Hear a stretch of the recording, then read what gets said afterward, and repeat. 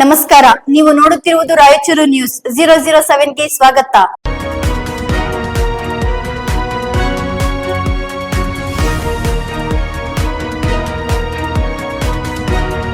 ನಾಯಕ ತಾಂಡ, ಮಾರುತಿ ತಾಂಡ, ದಾಸರಗೋಟ ವಿದ್ಯಾರ್ಥಿಗಳು ಮತ್ತು ಸಾರ್ವಜನಿಕರು ತಮ್ಮಲ್ಲಿ ಬೇಡಿಕೊಳ್ಳುವುದೇನೆಂದರೆ, ಪಟ್ಟಣದಿಂದ ಸುಮಾರು 5 ಕಿಲೋಮೀಟರ್ ದೂರದಲ್ಲಿ ನಾವುಗಳು ವಾಸವಾಗಿದ್ದು, ಶಾಲಾ ಕಾಲೇಜು, ಆಸ್ಪತ್ರೆಗೆ, ಸಂತೆಗೆ, ಹೊಟ್ಟೆಪಾಡು ಕೆಲಸಕ್ಕೆ ಪ್ರತಿನಿತ್ಯ ಪಟ್ಟಣಕ್ಕೆ ಬರಬೇಕು. ವಯಸ್ಸಾದ ಜನರು, ಶಾಲೆಗೆ ಹೋಗುವ ಸಣ್ಣ ಮಕ್ಕಳು, ನಡೆದುಕೊಂಡು ಹೋಗುವುದೆಂದರೆ ಕಾಲೇಜಿಗೆ ಹೋಗುವ ವಯಸ್ಸಿನ ವಿದ್ಯಾರ್ಥಿನಿಯರು ಭಯದಲ್ಲಿ ಹೋಗಿ ಬರುತ್ತಿದ್ದನ್ನು ಗಮನಿಸಿ ನಮ್ಮ ನೆಚ್ಚಿನ ಶಾಸಕರಾದ ವೇಣುಗೋಪಾಲ್ ಮತ್ತು ಘಟಕದ ವ್ಯವಸ್ಥಾಪಕರಿಗೆ ನಮ್ಮೂರಿನ ಸಾರಿಗೆ ಸಮಸ್ಯೆಯ ಬಗ್ಗೆ ಹೇಳಿಕೊಂಡಾಗ ನಮ್ಮ ಮೇಲೆ ಕರುಣೆ ತೋರಿಸಿ ಸಂಬಂಧಪಟ್ಟ ಅಧಿಕಾರಿಗಳು ಫಾರಂ ನಂಬರ್ 4 ಮಾಡಿ ನಮ್ಮೂರಿಗೆ ಸಾರಿಗೆ ವ್ಯವಸ್ಥೆ ಮಾಡಿಕೊಟ್ಟಿದ್ದು ಸತ್ಯ.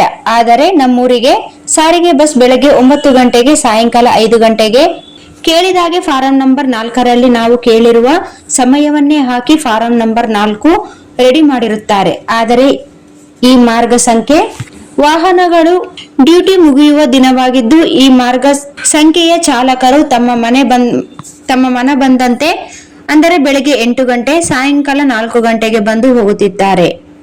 ಚಾಲಕರನ್ನು ಕೇಳಿದರೆ ಸೈನ್ ವಾರ್ಡ್ನಲ್ಲಿ ಏಕಪತನದಲ್ಲಿ ಬಂದರೆ ಬನ್ನಿ, ಇಲ್ಲ ಬಿಡಿ, ನಮಗೆ ಸಮಯ ಇಲ್ಲ ಎಂದು ಬೆದರಿಸಿ ಬಿಡುತ್ತಾರೆ.